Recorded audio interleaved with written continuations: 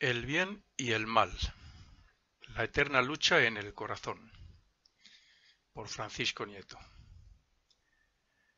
Cada grado evolutivo y cada estado de conciencia necesita unas normas éticas y morales y unos ideales que, para quien los cumple, hagan pensar que esa persona está caminando en el sendero del bien. Sin embargo, las leyes divinas, que los ocultistas sabemos que cumplen con su deber, son imprescindibles para que todas las personas tomen o tomemos conciencia de que lo que para unos es caminar por el sendero de rectitud, del bien, pues para otros es estar todavía atrasados. Ese sería el caso concreto, por ejemplo, de las especies y reinos que causan mal entre comillas, entre ellos mismos, como por ejemplo el animal que mata a otro para alimentarse. Hay quien lo considera mal, pero el ocultista sabe que no. Ese mal no tiene el mismo efecto que cuando un hombre mata a otro, aunque sea incluso en defensa propia. No tiene el mismo efecto, digamos, repito, que ante la ley kármica, ante la ley de consecuencia.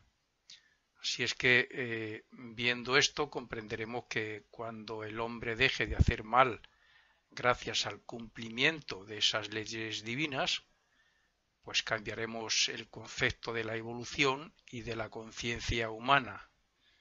Cambiará todo en nuestro mundo y nuestro destino y nuestra forma de evolucionar.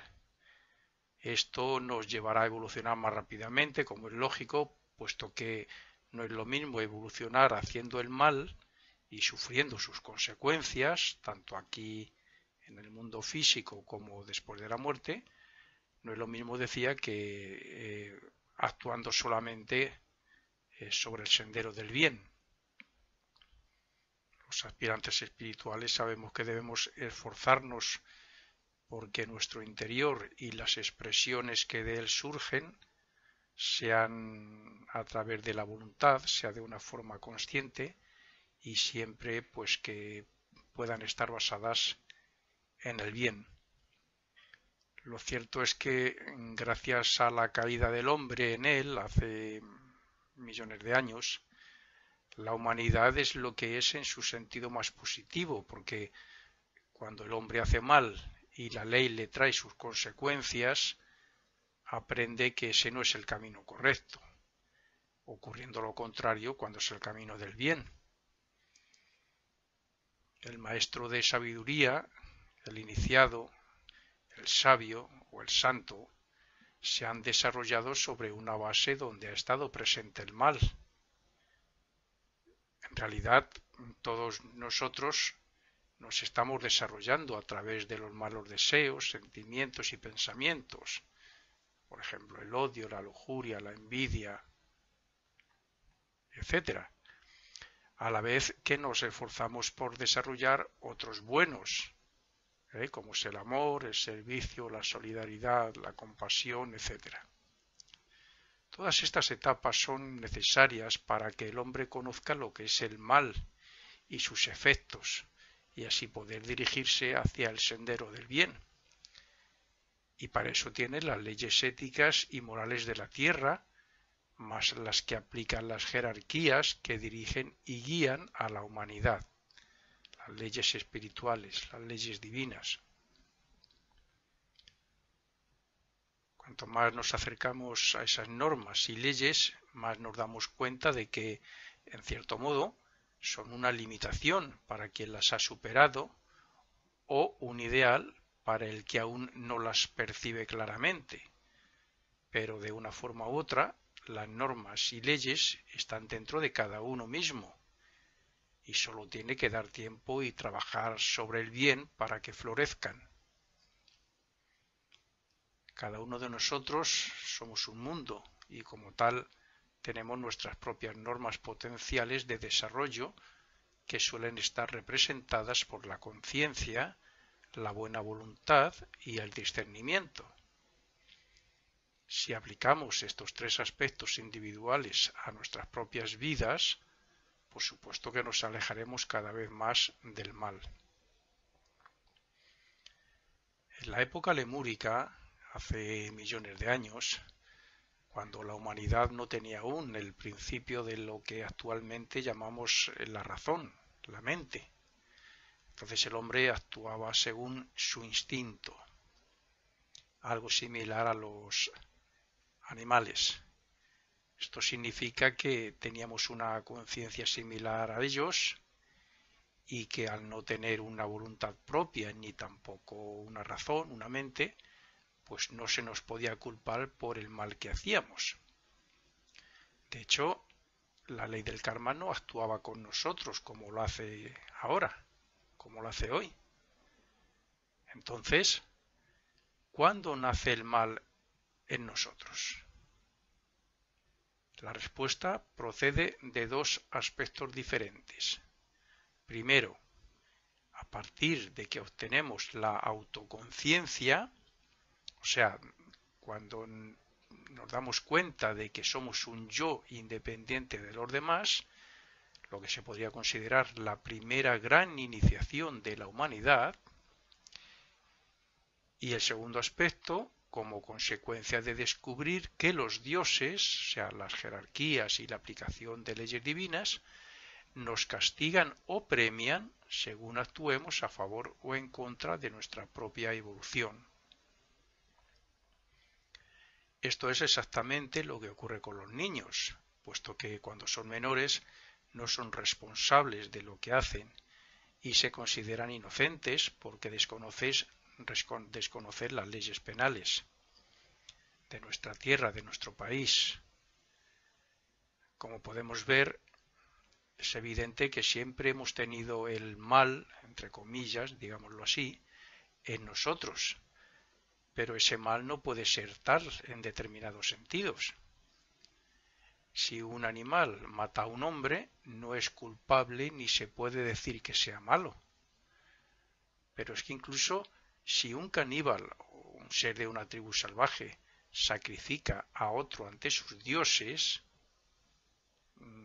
algunos hemos podido ver películas que están basadas en algo real, sabemos que ha habido caníbales y las cosas que han hecho, pues para esa tribu casi podríamos decir que tampoco es culpable de nada por estar muy poco evolucionados, aunque como es lógico yo pienso que los ángeles del destino, los seres que gobiernan nuestras vidas y crean nuestros destinos, en un estado tan atrasado como es un caníbal, ya sí comiencen a poner algunas consecuencias, algunos hechos como consecuencias para que empiecen a tomar nota instintivamente de lo que hace. Sin embargo, sí lo sería para nosotros la culpabilidad por el hecho de estar más evolucionados que ellos. Cuando estoy hablando de un caníbal, estoy hablando de aquella época, por ejemplo, no sé, se llama la prehistoria, cuando el ser humano pues apenas razonaba nada, se guiaba por instinto más que nada por el de supervivencia.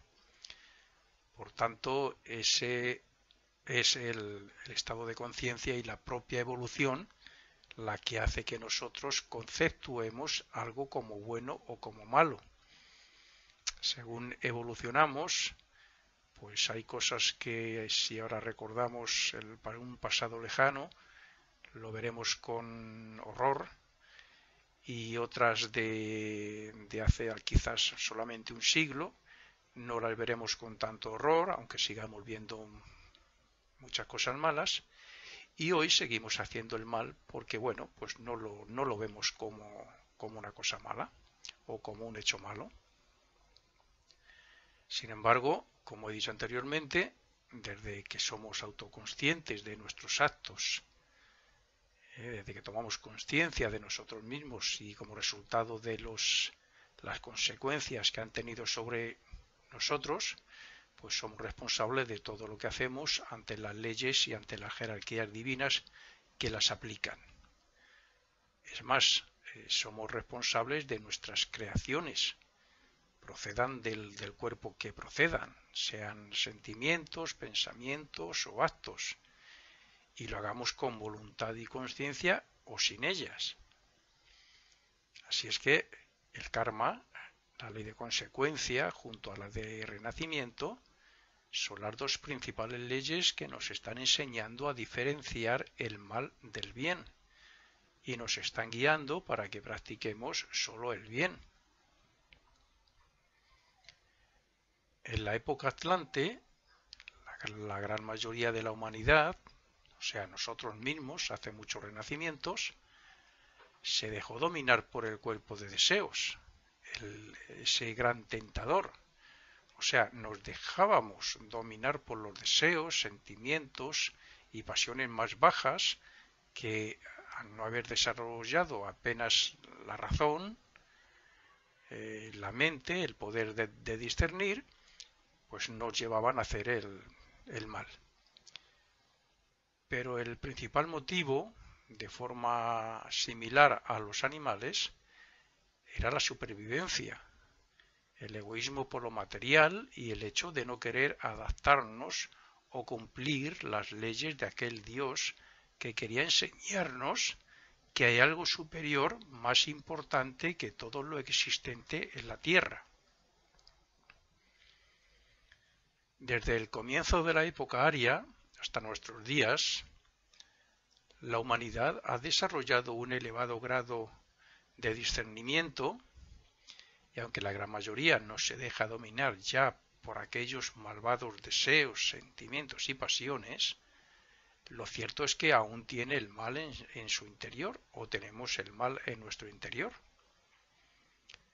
La única diferencia es que la voz de la conciencia es más audible que en aquellas épocas del pasado, como resultado de todo el mal que hemos purgado después de cada muerte. Pero aún así, la verdad es que no la prestamos suficiente atención. La voz de la conciencia es el resultado del purgatorio, del sufrimiento que hemos tenido después de cada vida por nuestros errores, pasiones, etc. Actualmente hay países que no les importa crear un conflicto o una guerra con otros o contra otros. Hay otros donde se castiga con las peores penas, mutilaciones, muertes horrendas, violaciones y asesinato de niños y niñas, etc. Y se consienten como una cosa normal en esa forma de pensar, en ese poco razonamiento. Los abusos de los hombres sobre las mujeres y niñas y un sinfín de cosas más son actuales aún, viviendo en el siglo XXI ya. Pero las jerarquías divinas, en su aplicación de las leyes, hacen que todo tenga su efecto y que principalmente Occidente y otros países que intentan ser más demócratas, solidarios, etc., no solo no creen, no formen, no provoquen, no creen guerras, sino también que, bueno, pues que también otros no las creen, colaboran o intermedian para que no se formen guerras y conflictos. Esto es fruto del desarrollo de la conciencia y de la propia evolución de la humanidad que habita en los correspondientes continentes. Sin embargo, todavía persiste el hecho de que en esos países más atrasados, donde se cometen tantas atrocidades, sigan viendo bien o normal esos hechos según su conciencia, cultura, religión, etc.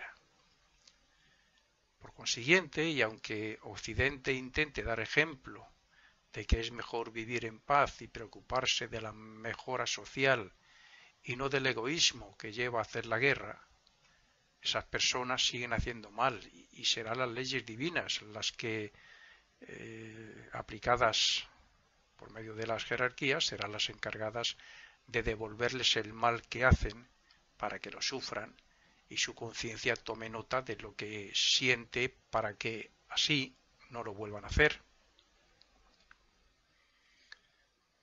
Con estas explicaciones podemos extraer dos conclusiones.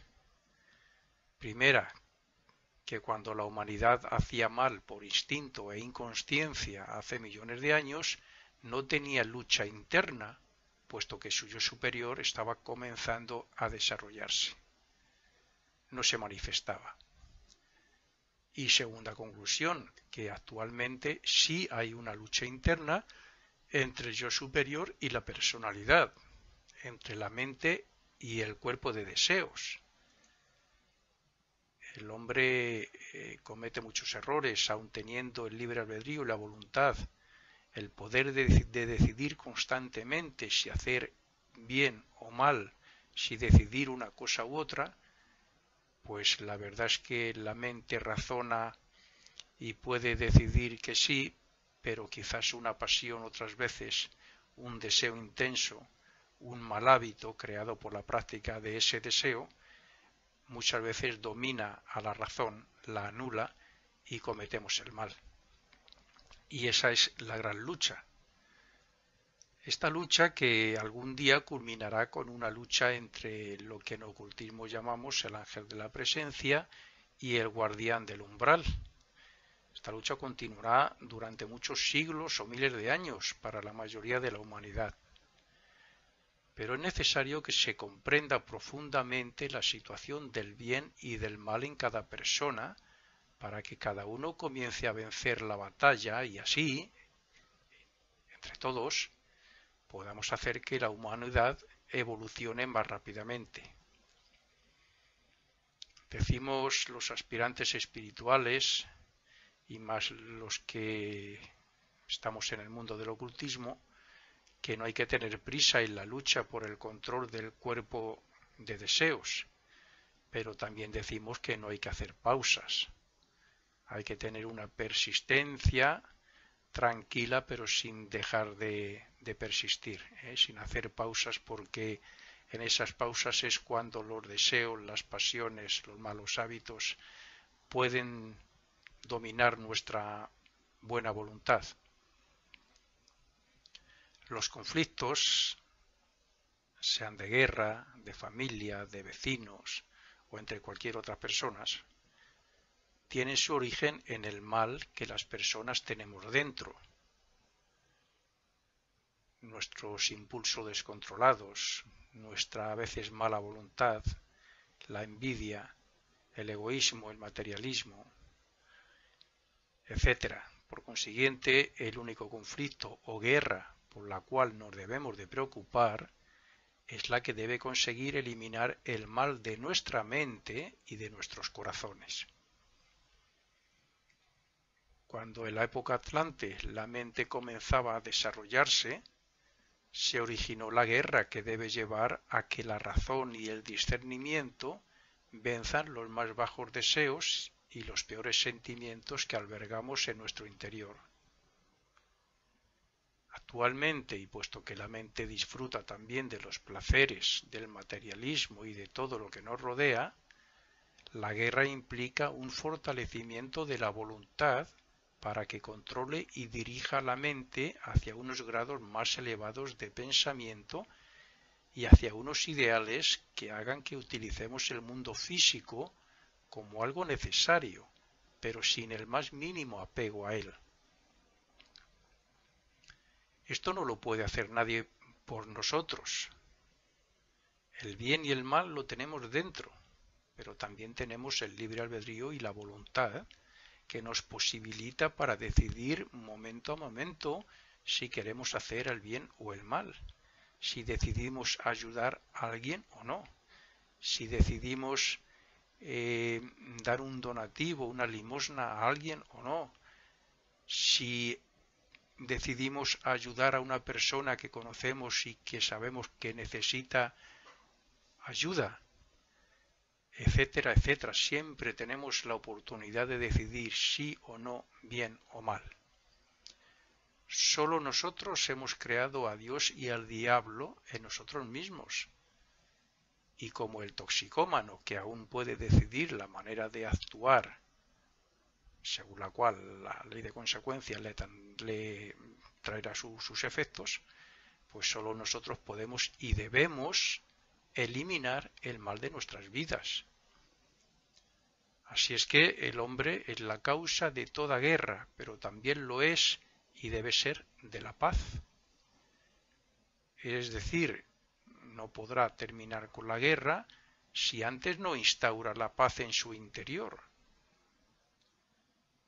Las simples oraciones nocturnas, la retrospección, o lo que antes se decía un examen de conciencia de lo que hacemos todos los días, el reconocimiento de nuestros errores, las propuestas para el siguiente día de intentar superar esos defectos o esas caídas, todo eso lo tenemos dentro.